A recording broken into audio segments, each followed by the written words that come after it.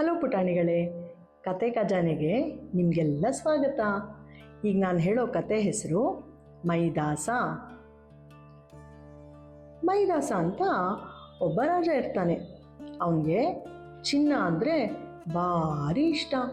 ಅವನ ಅರಮನೆ ಖಜಾನೆಯಲ್ಲಿ ಅವನು ಇಷ್ಟೊಂದು ಚಿನ್ನದ ನಾಣ್ಯಗಳು, ಚಿನ್ನದ ಗಟ್ಟಿಗಳು, ಚಿನ್ನದ ಆಭರಣಗಳು ಎಲ್ಲ ಇಟ್ಕೊಂಡಿರ್ತಾನೆ. ಹೀಗೆ ಒಂದು ದಿವಸ ತನ್ನ ಹತ್ರ ಎಷ್ಟು ಚಿನ್ನದ ಗಟ್ಟಿ ಇದೆ ಅಂತ ಕೂತ್ಕೊಂಡು ಒಂದೊಂದೇ ಎಣಿಸ್ತಾ ಇರ್ತಾನೆ. ಆಗ ಅಲ್ಲಿಗೊಬ್ಬ ಯಕ್ಷ ಬರ್ತಾನೆ. ಯಕ್ಷ ಬಂದು ಇವನ ಹತ್ರ ಇರೋ ಸಂಪತ್ತು ನೋಡಿ ಆಶ್ಚರ್ಯ ಪಟ್ಕೊಂಡ್ಬಿಡ್ತಾನೆ. ಏನಪ್ಪ ಮೈದಾಸ, ಇಷ್ಟೊಂದು ಆಸ್ತಿ ಇದೆ ನಿನ್ನ ಹತ್ರ, ನೀನು ಭೂಲೋಕದ ಕುಬೇರನೇ ಸರಿ ಅಂತಾನೆ. ಮೈದಾಸ ಅದಕ್ಕೆ ಸಪ್ಪೆ ಮುಟ್ಟಿ ಹಾಕ್ಕೊಂಡು, ಅಯ್ಯೋ ನಾನು ಸಿಕ್ಕಾಪಟ್ಟೆ ಬಡವನಪ್ಪ, ನನ್ನನ್ನು ಯಾಕೆ ಕುಬೇರಂಗೆ ಹೋಲಿಸ್ತೀಯ ಅಂತಾನೆ. ಅವಾಗ ಯಕ್ಷ ಹೇಳ್ತಾನೆ, ಹೋಗಲಿ ಬಿಡು ಮೈದಾಸ, ನೀ ಬೇಜಾರು ಮಾಡ್ಕೋಬೇಡ, ನಾನು ನಿಂಗೊಂದು ವರ ಕೊಡ್ತೀನಿ. ನಾಳೆ ಬೆಳಗ್ಗಿಂದ ನೀನು ಏನೇನು ಮುಟ್ತೀಯೋ ಎಲ್ಲ ಬಂಗಾರ ಆಗಲಿ ಅಂತಾನೆ. ಮೈದಾಸಂಗೆ ತುಂಬ ಖುಷಿ ಆಗ್ಬಿಡುತ್ತೆ. ಸರಿ ಹೋಗಿ ರಾತ್ರಿ ಮಲ್ಕೋತಾನೆ. ಬೆಳಗ್ಗೆ ಎದ್ದ ತಕ್ಷಣ ಖುಷಿನಲ್ಲಿ ಮಂಚ ಮುಟ್ತಾನೆ. ಮಂಚ ಚಿನ್ನದ ಹೋಗುತ್ತೆ. ಆಮೇಲೆ ತೋಟಕ್ಕೆ ಹೋಗ್ತಾನೆ. ತೋಟಕ್ಕೆ ಹೋಗಿ ಅಲ್ಲಿರೋ ಹೂವು, ಹಣ್ಣು, ಮರ, ಗಿಡ ಎಲ್ಲ ಮುಟ್ತಾನೆ. ಎಲ್ಲ ಬಂಗಾರ ಆಗಿ ಪಳ ಪಳ ಅಂತ ಹೊಳೆಯಕ್ಕೆ ಶುರು ಆಗೋಗುತ್ತೆ. ಸಿಕ್ಕಾಪಟ್ಟೆ ಖುಷಿಯಾಗೋಯ್ತು ಮೈದಾಸಂಗೆ. ಇಷ್ಟೆಲ್ಲ ಆಗಷ್ಟಲ್ಲಿ ಹೊಟ್ಟೆ ಹಸಿವಾಗಿತ್ತಲ್ಲ, ಊಟ ಮಾಡೋಣ ಅಂತ ಅರಮನೆಗೆ ಬರ್ತಾನೆ.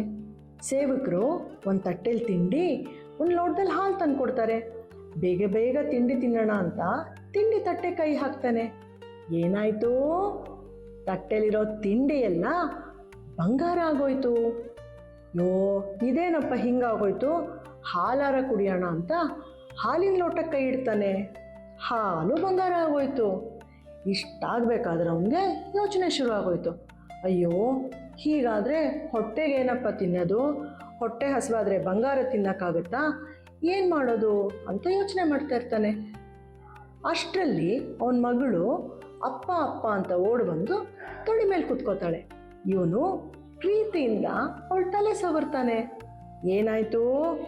ಮಗಳು ಬಂಗಾರ ಆಗೋದ್ಲು. ಇವನಿಗೆ ತುಂಬ ದುಃಖ ಆಗೋಗುತ್ತೆ. ಯಕ್ಷ ಯಕ್ಷ ಎಲ್ಲಿದೆಯಾ, ಬೇಗ ಬಾ, ನಿನ್ನ ಮರ ವಾಪಸ್ ತಗೋ, ನಂಗೆ ಬೇಡ, ನನ್ನ ಮಗಳು ಬೇಕು ಮಗಳು ಬೇಕು ಅಂತ ಅಳಕ್ಕೆ ಶುರು ಮಾಡ್ತಾನೆ. ಸರಿ, ಇವನು ಕರೆದಿದ್ದು ಕೇಳಿ ಯಕ್ಷ ಬಂದ. ಏನಾಯ್ತು ಮೈದಾಸ, ಯಾಕೆ ಅಳ್ತಿದ್ದಿ ಅಂದ. ಮೈದಾಸ, ಅಯ್ಯೋ ನಿನ್ನ ವರ ನಂಗೆ ಬೇಡಪ್ಪ, ವಾಪಸ್ ತೊಗೊಂಬಿಡು, ನಂಗೆ ನನ್ನ ಮಗಳು ಕೊಟ್ಬಿಡು ಸಾಕು, ನಂಗೆ ಚಿನ್ನನೂ ಬೇಡ, ವರನೂ ಬೇಡ, ಏನು ಬೇಡ ಅಂದ. ಆವಾಗ ಯಕ್ಷ ಹೇಳ್ತಾನೆ, ತಗೋ ಈ ನೀರು, ಇದು ಮಂತ್ರಿಸಿರೋ ನೀರು, ಇದನ್ನು ಈ ಚಿನ್ನದ ವಸ್ತುಗಳ ಮೇಲೆಲ್ಲ ಹಾಕು, ಎಲ್ಲ ಮೊದಲಿನ ಥರ ಆಗುತ್ತೆ ಅಂತ. ಮೈದಾಸ ಆ ಮಂತ್ರಿಸಿರೋ ನೀರು ತಗೊಂಡು ಮಗಳ ಮೇಲೆ, ತಟ್ಟೆ ಮೇಲೆ, ಮಂಚದ ಮೇಲೆ, ಅಲ್ಲಿ ತೋಟದಲ್ಲೆಲ್ಲ ಇತ್ತಲ್ಲ ಮರ, ಗಿಡ, ಹೂವು, ಹಣ್ಣು ಎಲ್ಲದ್ರ ಮೇಲೂ ಹಾಕ್ತಾನೆ. ಎಲ್ಲ ಮುಂಚಿನ ಥರ ಆಗುತ್ತೆ. ಯಕ್ಷ ಮಾಯ ಆಗೋಗ್ತಾನೆ. ಮೈದಾಸ ಮಗಳ ಜೊತೆ ಆನಂದವಾಗಿರ್ತಾನೆ. ಈ ಕತೆ ನೀತಿ ಏನಂದರೆ, ಅತಿ ಆಸೆ ಗತಿ ಕೇಡು. ಈ ಕತೆ ನಿಮಗೆಲ್ಲ ಇಷ್ಟ ಆಗಿದ್ದರೆ please like, share and subscribe to our channel. Tata bye.